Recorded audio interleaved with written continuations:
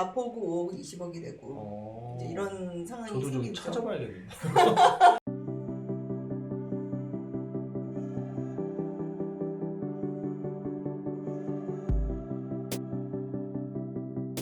자, 60만 설계사님들을 위한 커뮤니티 보만세TV의 김성욱입니다. 반갑습니다. 자, 오늘은 예전에 한번 모셨었는데 우리 그 최혜원 변호사님이라고 보험 전문 변호사님이세요. 보험 전문 변호사님이신데 알려드릴 것도 좀 있고 우리 또 변호사님에 대해서 저희가 좀 궁금한 것들이 있어가지고 한번 모셨습니다. 최혜원 변호사님 감사합니다. 나와주셔서. 네, 초대해 주셔서 영광입니다. 네, 자기소개는 따로 안 해도 되겠죠?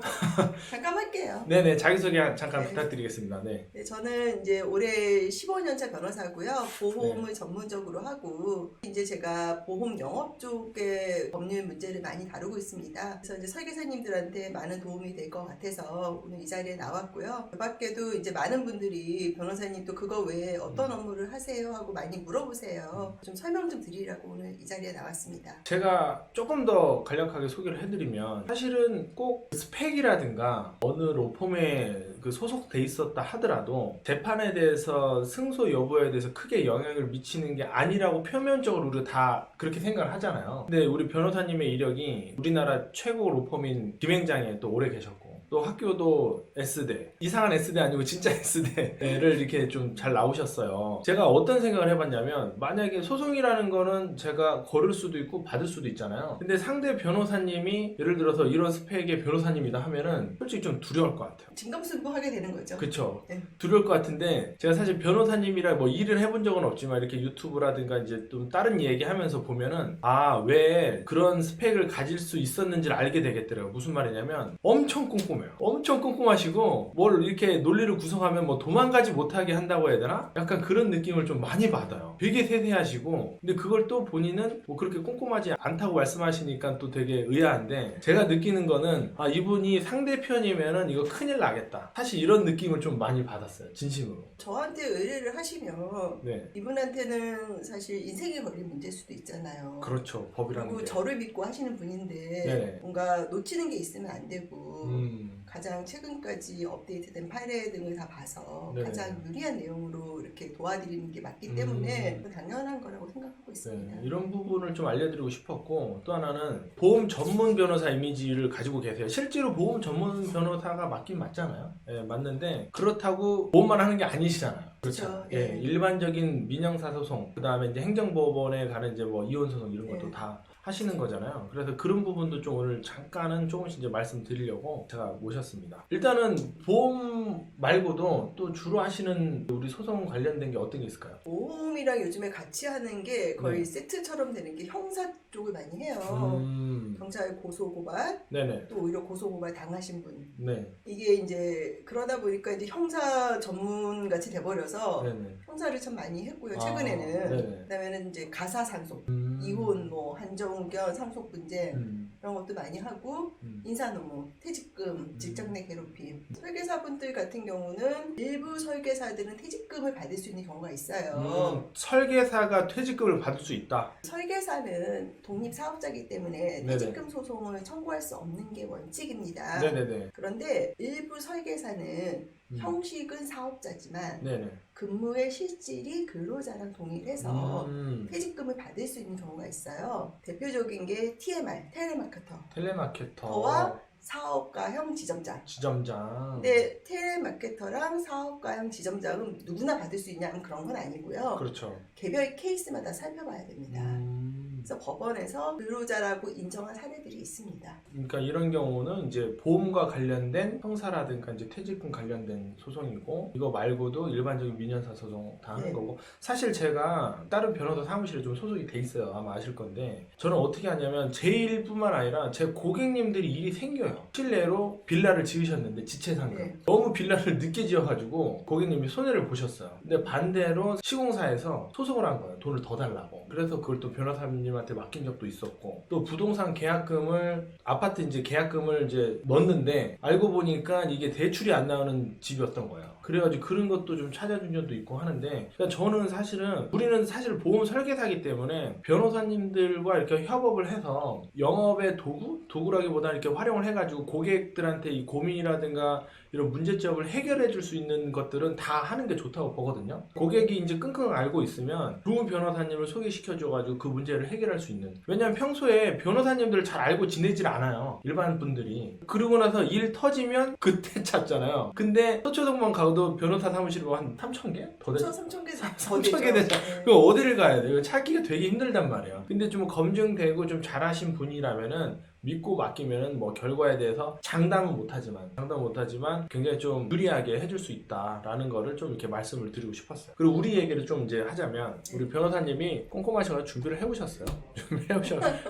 해오셨고, 요새는 이런 거 좀 많이 하신다면서요. 이제 가사 상속과 네, 관련된 거, 네. 요거 좀 말씀해 주세요. 원래 김현장에서도 보험을 메인으로 했지만 네네. 가사 상속을 좀 했었어요. 그리고 이제 제가 나이가 있다 보니까 제 네. 주변에 뭐 이혼, 상속, 이혼 상속이 꼭 또 그것도 형사하고 같이 가더라고요. 그래서 이혼이 어떻게 형사랑 가지? 그 이제 그런가요? 폭행 뭐 이런 거 들어가고요. 이혼하는 중간에. 네, 그다음에 이제 뭐 시부모 돈을 빼돌렸다. 아. 반대로 친정 아버지 돈을 빼돌렸다 이러면서 횡령 뭐 같이 들어가죠. 네네네. 그리고 또 환정후견이라고 있어요. 아, 그렇죠. 그리고 요즘엔 또 치매 환자들이 많아지다 보니까 맞다. 이분들이 법률행위 하는 게 좀 위험하잖아요. 맞아요. 그래서 이제 뭐 남편이나 뭐 자녀들이 아니면 뭐 아내가 그분의 법정 대리인이 돼서 법률행위를 할 수 있는 제도가 있어요.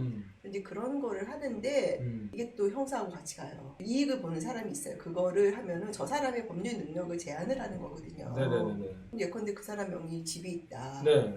그러면 판정후견인은 그냥 팔아버리는 거예요. 이거 어. 그런 식으로 해서 이 당사자의 그 법률행위 능력을 제한을 하다 보니까 또 형사가 같이 들어가더라고요. 그래서 제가 개업을 하고 보니까 이 형사를 제가 생각보다 너무 많이 해가지고 저도 이런 경우 있었어요. 이제 자식들이 3명이에요. 네. 근데 부모님이 사망을 했는데 그 재산을 일방적으로 한 명의 자식이 다 가져갔었어요. 근데 그거를 이제 다른 2명의 자녀분들이 또 소송을 이제 네. 벌이는 거를 제가 봤어요. 근데 그게 그때 당시 이제 사망하기 직전에 이제 부모님 이제 심각한 치매 환자여가지고 정신이 거의 없으신 네. 상태인데 어떻게 그걸 다 돌려놨더라고요. 알고 보니까 한 명한테 이제 가가지고 그거를 소송해서 네. 한 적도 있는데, 이제 이게 지금 이 내용이잖아요. 예. 비슷한 내용이잖아요. 그리고 이제 또 요즘에 이제 아파트 값이 많이 올랐죠. 부동산이 너무 많이 오르다 보니까 네네. 기존의 상속을 n분의 1로 받았는데 네. 예컨대 3남매가 있는데 누구는 현금으로 5억, 그 당시 누구는 현금으로 뭐 마포구에 아파트 하나, 누구는 뭐 5억으로 뭐 땅 이렇게 받았는데 지금 네네. 5년 전만 해도 그게 공평할 수 있는데 네네. 지금으로 보면 그게 공평하지가 않잖아요.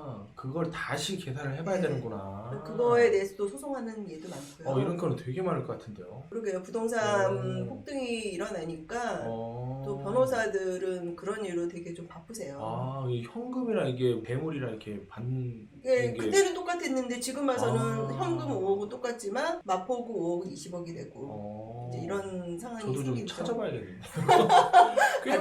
받으시겠군요. 제가 받는 게 아니라 저는 항상 이 고객들 분들 중에 그런 분이 없으실까 좀 생각을 많이 하거든요. 이거는 좀 알아놓으시면 좋을 것 같고, 그리고 요즘에 이제 개인정보법이 화두잖아요. 네. 개인정보법을 대부분 모르고 저질러요. 개인정보 위반을.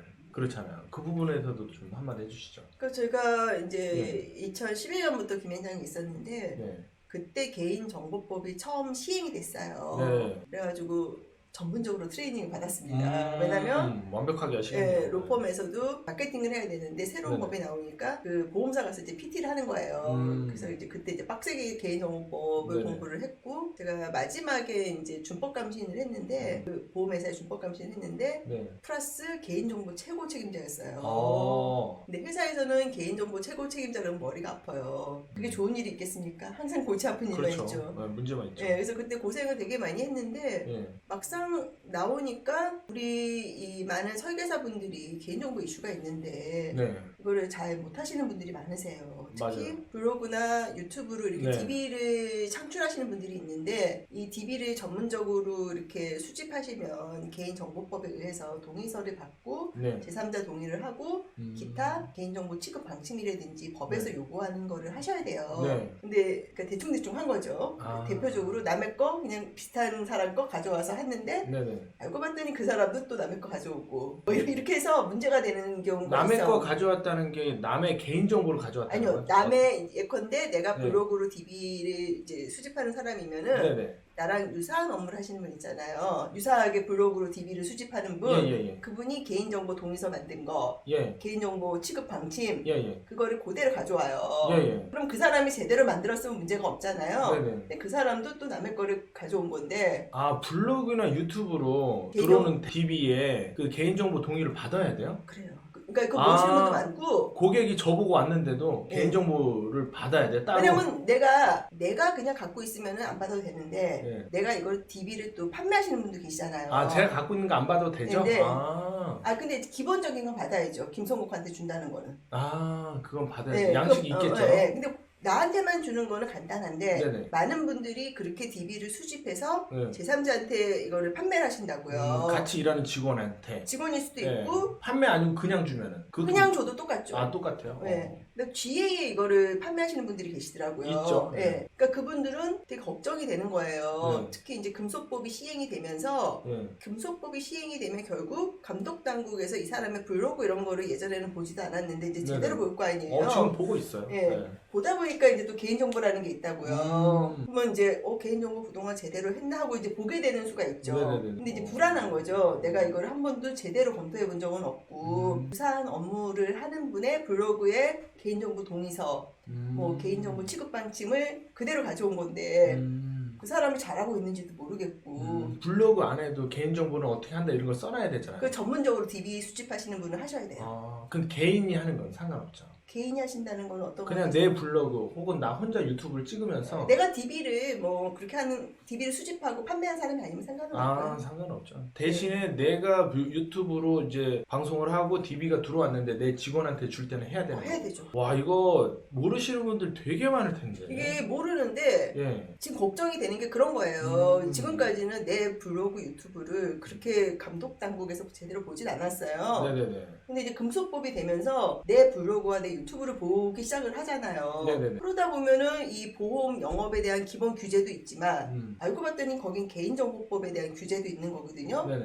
그러니까 그것도 볼 수가 있다는 거죠. 그래서 저한테 그걸 문의하시는 분들이 있어요. 이건 정말 주의를 많이 해야겠네요. 이게 네. 아마 이 방송 보시는 분들 이제 유튜브나 블로그 하시는 분들 네. 많으실 텐데 개인이 하는 거는 괜찮대요. 개인이 1대1로 하는 건 괜찮은데 그걸 받아서 직원한테 줄 때는 꼭 제대로 된 양식에 맞춰서 그걸 고객한테 받고 네, 줘야 네. 된다라는 거예요. 이거 뭐 실은 뭐 하여튼 저는 근데 그걸 이렇게 어렵게 생각하실 건 없고요. 네네. 한 번만 제대로 받아놓으면 그렇죠. 그 다음에는 네. 쉽잖아요. 근데 이제 이게 보험은 또 보험 특유의 그 양식이 있어요. 내용에 왜 뭐가 들어가야 되는 내용들이 있잖아요. 우리 보험은 일반 금융이랑은 좀 다른 면이 있잖아요. 네네네. 그러니까 그런 거를 좀 잘 아는 변호사한테 자문 한번 받으시면 좋아요. 여기 계시잖아요.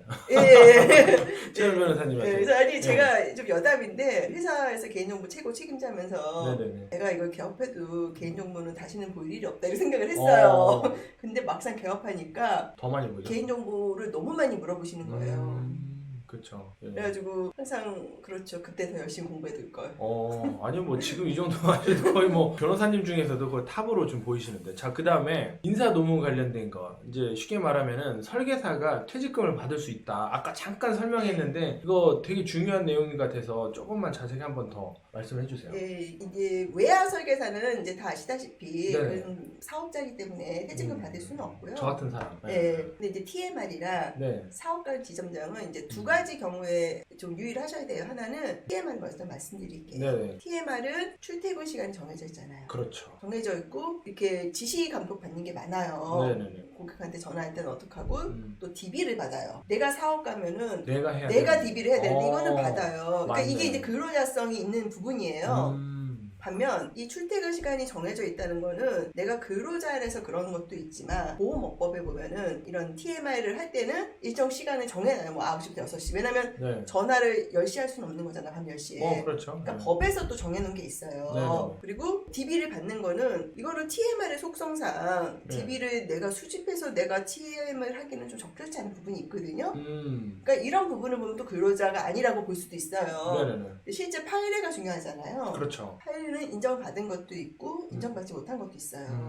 근데 그건 이제 사안에 따라 당연히 다르겠죠. 다른데 네. 좀 참고가 될 얘기를 하면은 TMI는 아닌데 대출 모집인이라고 있어요. 네네. 대출 모집인이 같은 회사에 같은 데서 일하는 대출 모집인이 퇴직금 청구 소송을 했는데 네. 한 사람은 대법원까지 가서 근로자라고 판정을 받았고 한 사람은 대법원까지 가서 근로자가 아니다라고 판단을 받았어요.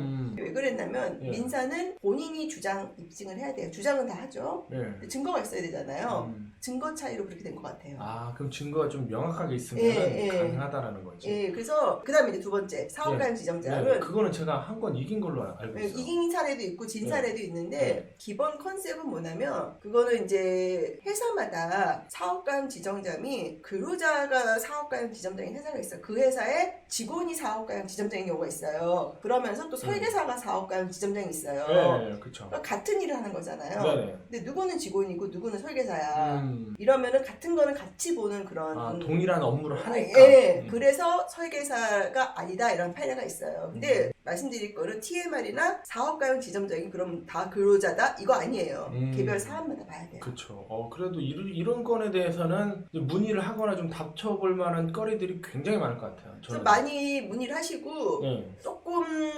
아직은 선례는 없는데 저한테 직장 내 괴롭힘도 많이 문의를 하세요. 보험회사 직장 내? 아니요, 지점에서.